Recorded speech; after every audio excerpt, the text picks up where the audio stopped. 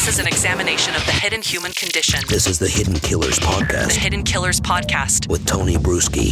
This is audio from the trial of Lori Vallow, Daybell. We're going to be listening to the testimony specifically of Audrey Barratarrio and her testimony and cross-examination. It's, I'd say, one of the more interesting testimonies in this trial thus far.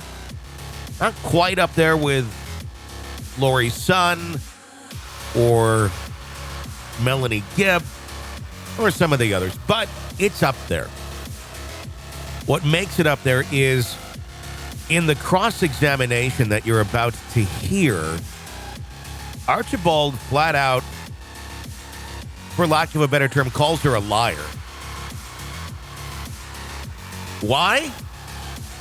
Because in her testimony, she talks specifically about Lori directly threatening her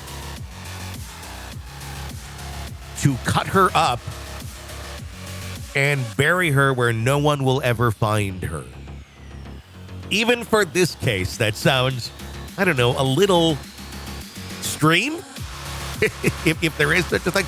But, I don't know, listening to her words, listening to her voice and her tone, when I read that yesterday, I was a little skeptical. I was like, this just, I don't know, this one seems a bit, when I'm listening to her voice and her testimony, I do believe that Lori said that to her. In some swing of emotion that Lori seems to go on this way or that way as the wind blows. I believe this woman. This is her full testimony and cross-examination. It's from the 3rd of May, 2023, in the trial of Lori Vallow, Daybell. Take a listen. All right. Upon conferring with counsel in a sidebar, the defense does intend to introduce some exhibits, which may take some time. However, they're going to make a further review of that, see where they agree or disagree with the state. We may probably hear motion on that in the morning, potentially outside of the presence of the jury, to determine where that stands. In order to allow the parties to get prepared for that, I am going to find that we'll conclude for this afternoon for the day's proceedings, and so we'll just plan on starting again tomorrow. I'll also indicate tomorrow there's another hearing the court has to take up later in the afternoon, so we'll be stopping a little bit early tomorrow, probably around 3:10, no later than 3:15 for our end time tomorrow. So that will conclude the testimony for today. The cross-examination of this witness will commence in the morning before we break for the day. I will give the jurors the daily admonishment to please continue to follow the court's instruction to not discuss this case amongst yourselves or with anyone else. Please don't look the case up, read about it in any way. If you see it being reported in the media, please don't watch the reports, and continue to do your duty to remain impartial in this case so you can reach a verdict only on the evidence that you've seen here in court. With that in mind, we appreciate your continued service, and we will recess for the day. All right, please.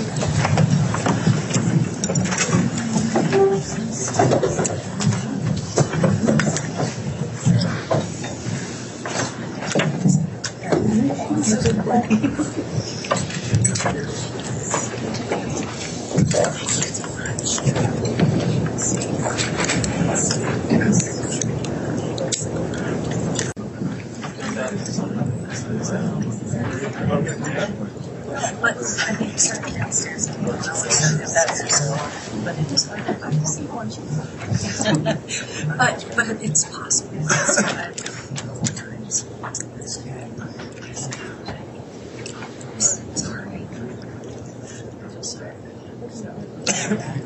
All right, please be seated.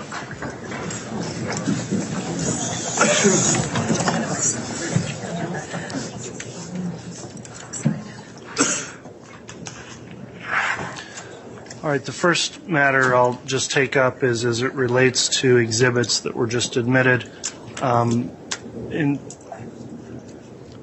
Idaho's got a administrative rule, Rule 71, which allows, if the parties stipulate, to have either dangerous or large or bulky exhibits represented by photograph. There's been a photograph admitted into evidence of the gun, which the gun itself is Exhibit 280. and those corresponding baffles 278 and 279. I've suggested that upon looking at that rule that perhaps the parties want to agree that for purposes of the record of the case that those items would still be kept in custody of the state. However, for purposes of the record of the case could be represented by photographs. So I wanted to ask, that needs to be done by stipulation of the party pursuant to the rule. Would the state stipulate to have exhibits 278, 279, and 280 represented by photograph in lieu of the actual physical exhibits for the post-trial issues? That would be actually the request of the state, Your Honor, so we would stipulate. All right, thank you. Does the defense have any objection, or would the defense stipulate to that?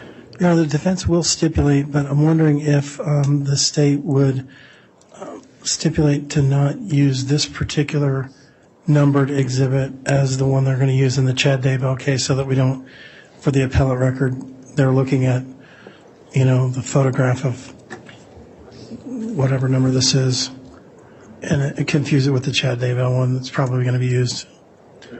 And Your Honor, we may use the same exhibit, but we would not have an objection to making sure that it is numbered differently, so there is no confusion. Okay. Okay. We'll stipulate. Thank you, Mr. Thomason. We'll keep the record clear, and it would be remarked in that trial with a separate number. And we can also make an additional record in that case if it's used as an exhibit. The other matter that was to be brought up outside of the presence of the jury was a request pertaining to one or more witnesses that I believe Mr. Archibald indicated believes there may have been some violation of the court's exclusionary rule and order in this case. If you'd like to argue that at this time, Mr. Archibald, I'll hear your argument. I'll hear from the state and then take the matter under advisement during the break. And Your Honor, our request would be that we take these separately. I think there's different potential arguments from the defense for each witness. So I think if we could take them up separately, and the first one regarding our next witness, Ian Pulowski. Okay, Mr. Archibald, then if you'd like to start with, the state intends to call Ian Pulowski next. What's the issue you've got with that? Your Honor, we received information that Melanie Pulowski, or Melanie Bedreau, who's married to Ian Pulowski, that Melanie listened to testimony, that she read articles, all in contradiction to the exclusionary rule, that Melanie and Ian are married and came here to Boise, Idaho together. They have attorneys with them. And so we believe that Ian Pulowski has violated the rule just because we believe he's talked to his wife. His wife, Melanie, has admitted that she's violated the exclusionary rule. So with both of the witnesses, both Ian Pulowski and Melanie Pulowski, would ask that the court conduct an inquiry, and if violated the rule, that they be excluded. All right, thank you, Mr. Archibald. Any response to the argument? Thank you, Your Honor. The state is aware of the information provided to defense. It was actually provided by the state based on information that came into our possession. However, there is absolutely no indication that this particular witness, Ian Pulowski, has reviewed or observed or listened to any of the testimony in this case. So to simply assume that his wife may have told him about anything she learned or observed or knew is a stretch. And so based on what the state has been told by Mr. Pulowski, we do not see that there would be any issue with the exclusionary rule and would ask that he be allowed to testify. Okay, counsel, what I'll do is take the issue under advisement pending an inquiry after Mr. Pulowski's been placed under oath. I'll have him brought in to be questioned outside the presence of the jury at the end of the break here before the jurors are brought back in. So if we need to go into an in-depth line of questioning with him, we can do that without the jurors overhearing. Is there an issue with any other witness, Mr. Archibald? Those are the issues with those two witnesses. Given that looking at the clock, doesn't look like we'll get to Melanie Pulowski, but if they call Ian first, then we can do the inquiry with him. All right. Does the state intend to call Melanie? Your Honor, the state may intend to call her, but we would ask to take that up separate, given the separate issues involved and before her testimony. Okay. So right now then we'll just deal with the Ian Pulowski issue. We'll take that up at the end of the break. I gave, I think, about 30 minutes. So why don't we come back in at about 20 till, if you can have Mr. Pulowski here ready to be sworn, and we'll start that inquiry before the jurors are brought back in and start that up here in a little over 20 minutes. So we'll be in recess until then. All rise.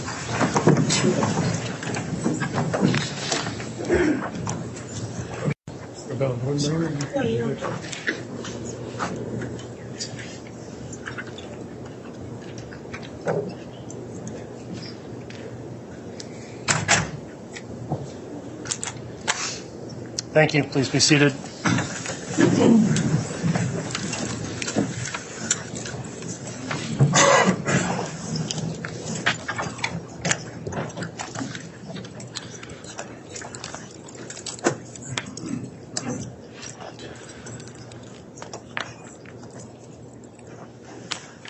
All right, we are back on the record on case CR 22-21-1624, State of Idaho versus Lori Vallow. We are, during the afternoon break, the jurors have not returned to the courtroom yet. We had a motion relating to the court's exclusionary order in this case, argued by the parties before, or at the beginning of the break, and the court indicated it would inquire directly of the witness and allow any additional argument before the jurors are brought in. So is the state ready to call Mr. Pulowski? Yes, Your Honor. All right, if you can have your witness brought in, we'll have him sworn. Your Honor, I should also note for the record, he has counsel here with him. It is Garrett Smith out of Arizona. It's my understanding that Mr. Smith was going to be here to observe and available if necessary, recognizing, though, that he is not here specifically as an Idaho licensed attorney to interject at any point in the proceedings. All right. He's permitted to be here, and we'll have a seat assigned to him once he enters with his client.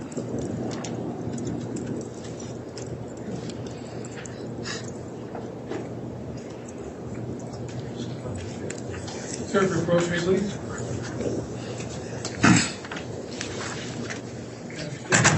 Please stand for quick reach. Right hand to respond. Do you solemnly swear or affirm the testimony you're about to give will be the truth, the whole truth, and nothing but the truth, so help you God? Yes.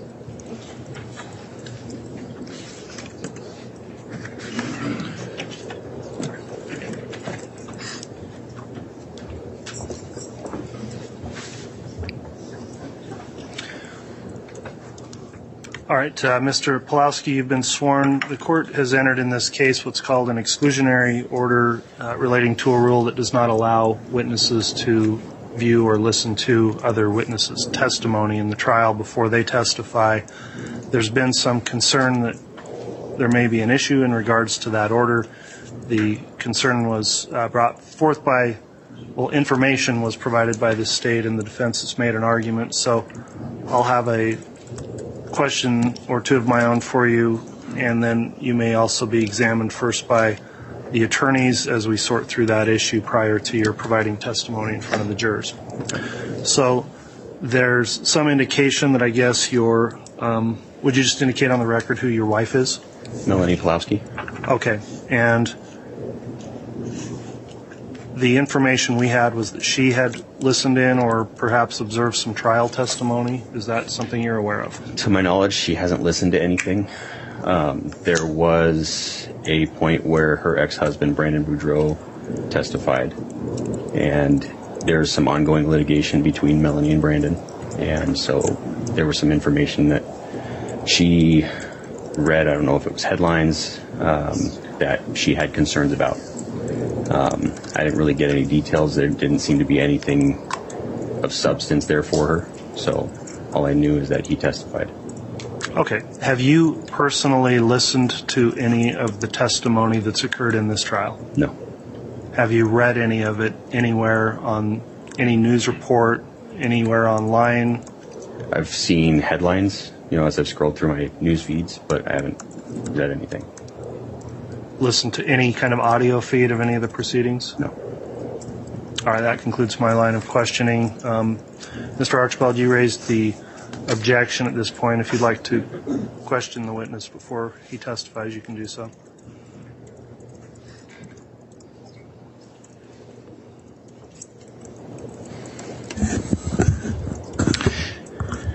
Mr. Pulowski, you're married to formerly known as Melanie Boudreau. Yes. And how long have you two been married? Just about 4 years, 3.5 years now. Were you in the same meeting where your wife met with FBI agent Doug Hart and prosecutor Lindsay Blake? No, we were separate during those times. And you came from, where do you live now? Arizona, Mesa. And you came here with Melanie how long ago? We arrived on Monday. And Mr. Pulowski, if you could just forward Yes, to the I'm sorry. microphone, please. We arrived Monday. So this is your third day in Idaho? Yes. And have you and Melanie talked about this case? Yes. And Melanie made a statement to the prosecutor and the officer, the nail is already in Lori's coffin. Objection, Your Honor. This is hearsay for this witness. He already indicated he was not in the room or present for any conversation. So my question is, did you hear her say that? No. Is that what she said to you? No. Has she ever said anything like that to you? No. Have you said anything like that to her? No. Now, you brought an attorney with you, right? Yes. And why is that? This is just a complicated matter, and I just feel better navigating it with an attorney present. Are you aware that your attorney was also here with another witness? Yes. And did you talk to your attorney about what the other witness said? No. You understand that an attorney is legally and ethically obligated to tell his client everything. Your Honor, I'm going to object here. I think that's a mischaracterization, and I think this is going well beyond the exclusionary issue that we're supposed to be dealing with. On the first grounds there, I'll sustain that. So you're claiming that your attorney, who was also here with another witness, did not tell you anything about what the other witness said? Objection asked and answered. Hasn't been answered, but go ahead. You can answer that. Sorry, could you restate that? You're claiming that your attorney has not told you one thing about Zulema Pastina's testimony here. Correct. Did you ask? No. He didn't tell you? No. Now, you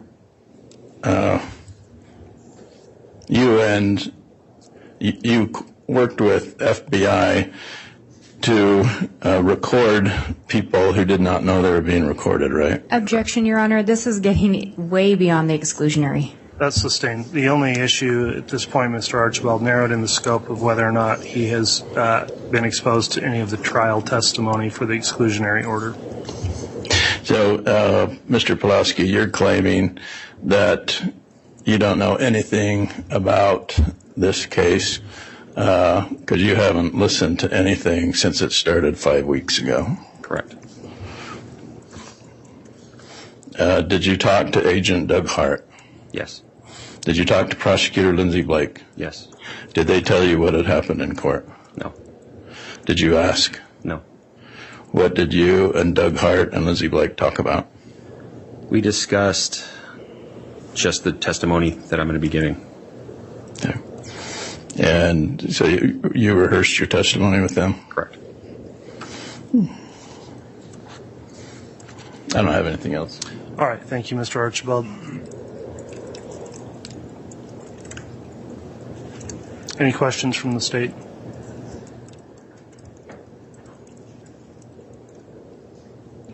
Your Honor, if we can have just one moment, please. Yes.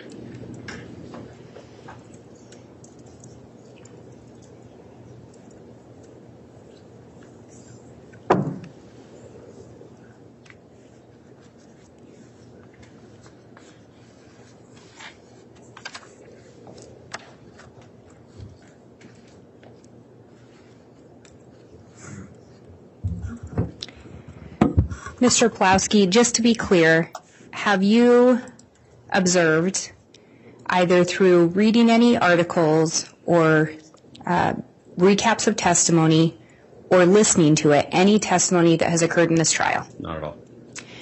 When you met with myself and Agent Hart, did we discuss anyone else's testimony? No. Did we discuss the contents of anyone else's testimony with you? No. Did we simply go over questions that we would be asking and your potential answers? Yes. I have nothing further, Your Honor. All right. Thank you, Ms. Blake. Upon that inquiry, the court's reviewed the rule that's been issued in this case, as well as the case of State versus Danson, 113 Idaho 746, that talks about the purpose of the exclusionary rule and indicates it's within a trial court's discretion to determine whether it's been violated or what sanctions should be imposed if it has. The court, having found no evidence based on the testimony of the witness that there has been any violation of the exclusionary rule, will overrule the defendant's objection, and the witness may be permitted to testify before the jury. So that'll be the court's ruling on that issue. This time, then, we'll go ahead and allow the jurors to be brought in.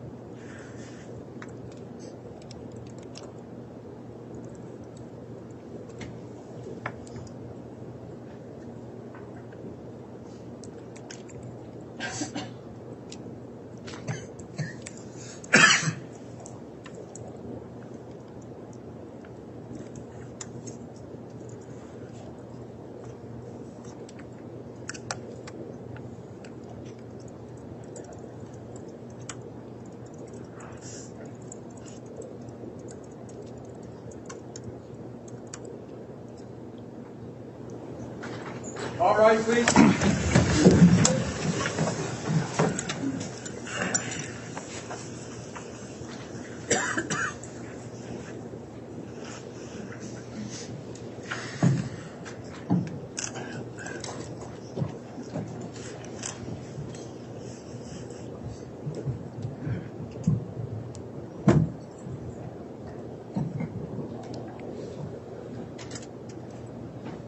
Jury's all present, counter for Your Honor. Thank you, Mr. Bailiff. Please be seated.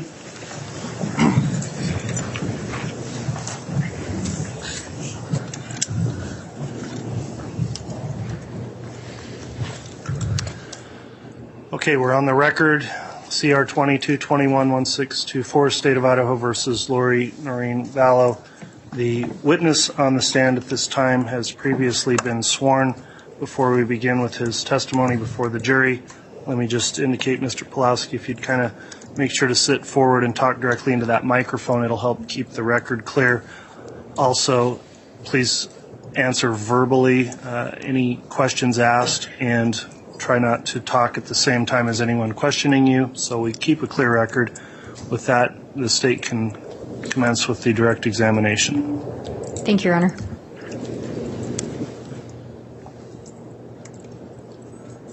Wherever you are. Would you please state your name and spell your last name for the record? Yes, Ian Pawlowski, Pawlowski. Do you know Lori Vallow or Lori Daybell? Yes. How do you know her? We met briefly right after I began dating my wife, Melanie Pawlowski. And do you know how Melanie is related to Lori? Melanie is her niece. Do you recall approximately the first time you met Lori Vallow? I want to say it was between November 20th and November 25th. It was right before we went down for Thanksgiving in 2019. And when you say when we went down for Thanksgiving, who is the we you're referencing? So I traveled down, and then Melanie came and met me later. And that would be Melanie that is now your wife? Correct. So Lori did not travel down there? No.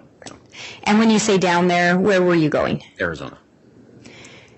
When you met Lori, was that a face-to-face visit? First time, yes. Do you recall approximately, or actually let me back up, do you know an individual named Chad Daybell? Yes. And do you know who he is?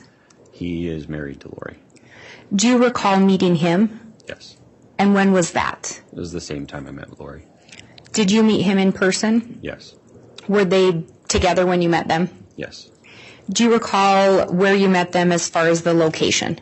Yes. That was at the apartment just next to Melanie's. When you met them, did you have any substantive discussions the first time? No.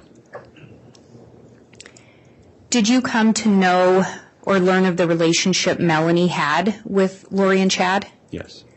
And what kind of relationship was that? It was a very close, supportive relationship. Was it so close that, in fact, you went to Lori and Chad first before asking Melanie to marry you? Yes.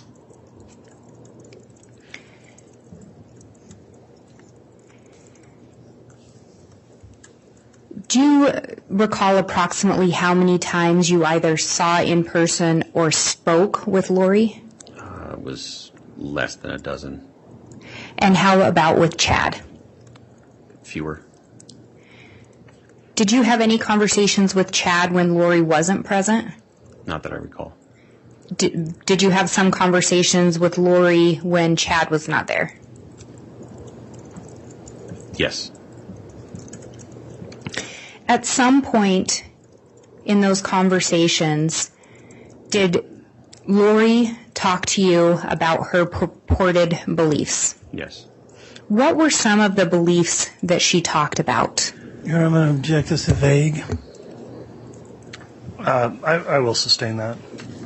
It's just a question about beliefs in general. In talking about beliefs, specifically, did she talk to you about purported religious beliefs? Yes. And referencing those religious beliefs, what were some of the things she told you? She discussed, there were beliefs about possession. There were beliefs about locking Satan away. Those are the two that stand out the most. And with those references, did you ever hear her use the term casting or casting out? Yes. And when these conversations took place, were there other people present? Yes. At times, did that include Melanie? Yes. Was Melanie present for the majority of the conversations? All of them. Did you ever hear Chad talk about those same terms? He was present. I don't specifically recall if he stated anything. Lori typically did most of the talking, but Chad was typically there and acted as a support to what Lori was saying. Do you recall her ever talking to you about multiple probations or multiple creations? I don't recall anything specifically about that from her, no. And you talked about you and Melanie had headed down to Arizona. Was that for Thanksgiving of 2019? Yes. At some point, did the two of you return to Rexburg? Yes. When you returned to Rexburg, do you recall if Chad and Lori were still there? They were not. Do you know where they were? No. Had you ever been to the apartment that Lori resided at in Rexburg? Prior to that, no. Had you gone to her apartment when you first met her? Yes. And Chad was present in the apartment? Correct. Do you know if he was residing there with her? I don't. Did you see when you met her, did you ever see J.J. Vallow? No. Did you ever see Tylee Ryan? No. Did you know of their existence when you first met Lori and Chad? Yes. Did Lori ever say anything to you about where they were? No. Did you see any indication that there were children living in the apartment? Yes. And what indications did you see? I saw backpacks that looked like they were for children, luggage that looked like, they were designed for kids.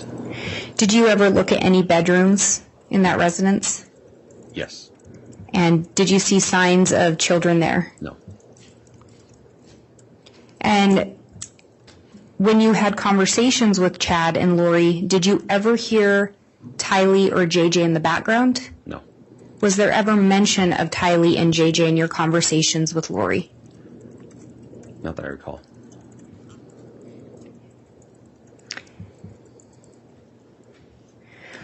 When Lori talked to you about these things, were you open to hearing them? Yes.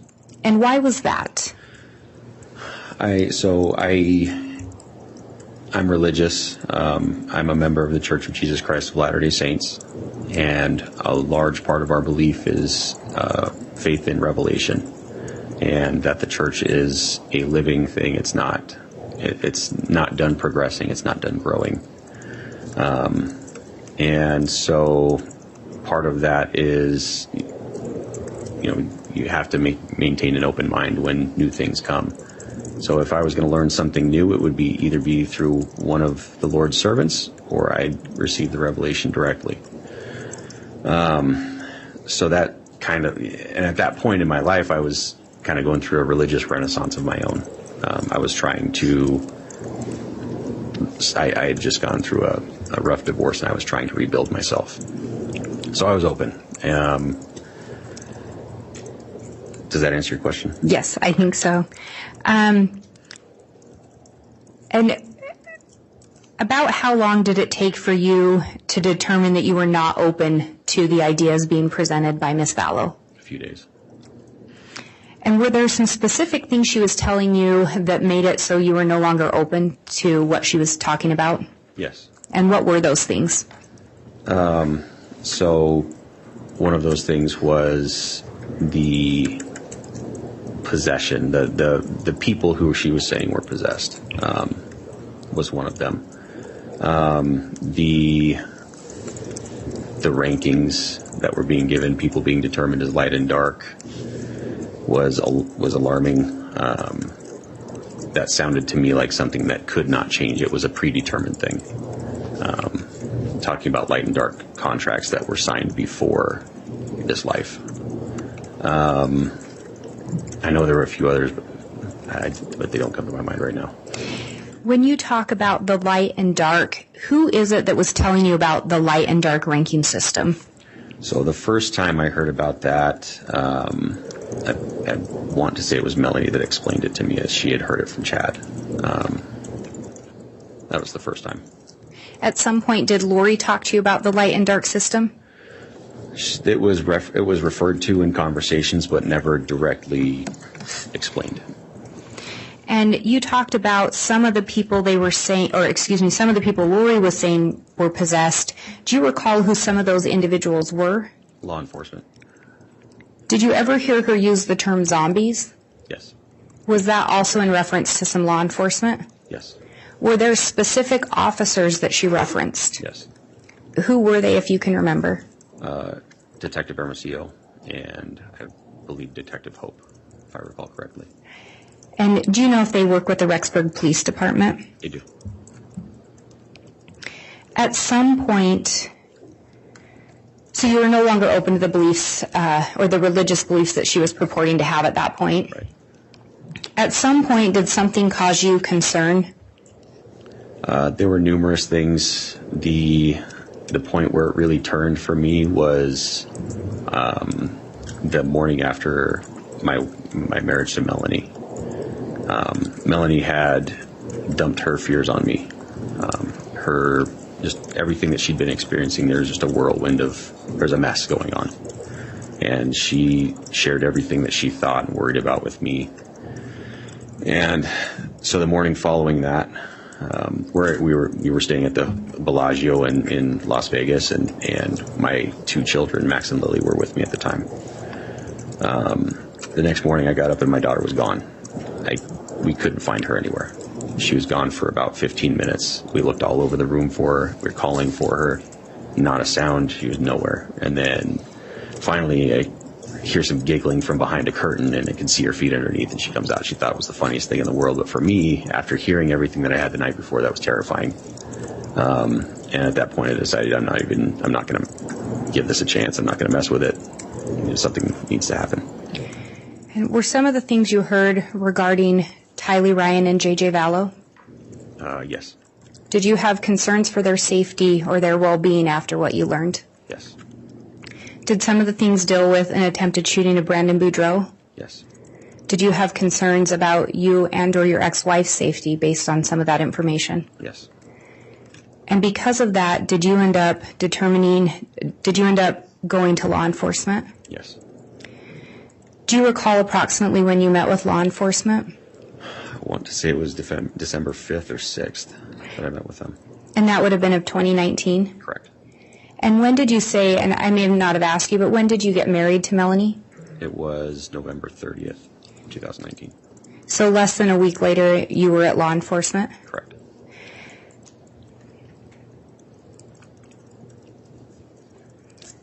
Did law enforcement end up asking for your assistance? Yes. And what did they ask for your assistance with? They asked me to just listen and observe and report back, and they also asked me to make recordings for them.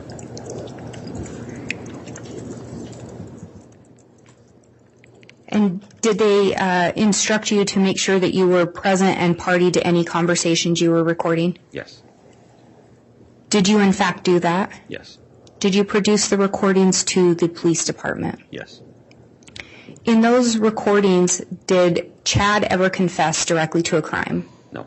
Did Lori ever confess directly to any crime? No. Do some of those recordings contain some of the information you've provided here today regarding the religious beliefs Yes. Lori purported to have? Did Lori or Chad ever instruct you regarding whether or not to cooperate with law enforcement? Yes. And what were you instructed? To cooperate as little as possible, to avoid them. There was just kind of this arrogant, flippant attitude toward law enforcement. That was just none of their business, and we needed to get out of town was another thing that they instructed us to do. And did those instructions come from both Chad and Lori?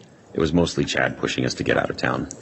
Both Chad had a more serious tone. Lori was kind of presented this lighthearted attitude toward cooperating with law enforcement, just to kind of avoid it. And was part of that telling you that some of the law enforcement officers were dark spirits or zombies? Yes.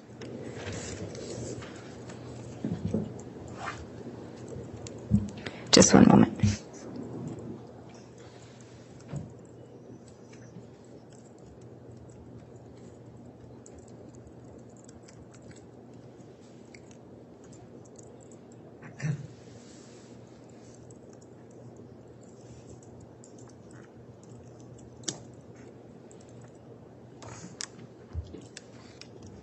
And you indicated that your wife Melanie was present for these conversations as well? Correct. And would it be fair to say that Melanie looked to Chad and Lori as a mother and father figure? Yes. Do you believe that she was susceptible to what they were telling her? Yes. Did she at times indicate to you, or did you believe that she shared some of, or was open to these religious beliefs that they were purporting to have? She was open to them. The way she presented them to me is, hey, this is what they're saying. What do you think?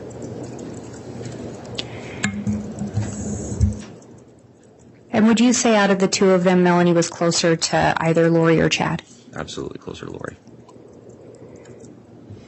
I have no further questions. All right. Thank you, Ms. Blake. Let's see who will be doing cross. Your Honor, I'll be doing the cross, but given the fact that the state has referenced some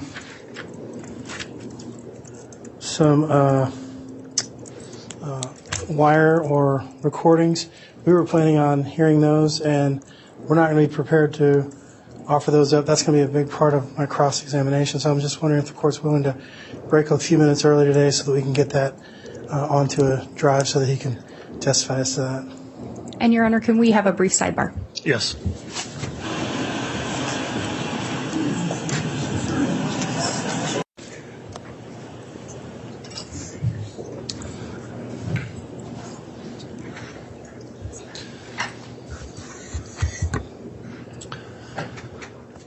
All right, upon conferring with counsel in a sidebar, the defense does intend to introduce some exhibits, which may take some time. However, they're going to make a further review of that, see where they agree or disagree with the state. We may probably hear motion on that in the morning, potentially outside of the presence of the jury, to determine where that stands. In order to allow the parties to get prepared for that, I am going to find that we'll conclude for this afternoon for the day's proceedings, and so we'll just plan on starting again tomorrow. I'll also indicate tomorrow there's another hearing the court has to take up later in the afternoon, so we'll be stopping a little bit early tomorrow, probably around 3:10, no later than 3:15 for our end time tomorrow. So that will conclude the testimony for today. The cross-examination of this witness will commence in the morning before we break for the day. I will give the jurors the daily admonishment to please continue to follow the court's instruction to not discuss this case amongst yourselves or with anyone else. Please don't look the case up, read about it in any way. If you see it being reported in the media, please don't watch the reports, and continue to do your duty to remain impartial in this case so you can reach a verdict only on the evidence that you've seen here in court. With that in mind, we appreciate your continued service, and we will recess for the day. This is an examination of the hidden human condition. This is the Hidden Killers Podcast with Tony Bruschi. What do you think? Was that accurate testimony? Did Lori make that threat to her friend? Let us know. Weigh in. 888-554-5537 is our phone number. 888-5-KILLER. Would love to hear from you and discuss your thoughts on a future episode. 888-5-KILLER, 888-554-5537 to weigh in. My name is Tony Bruschi. Stay with us.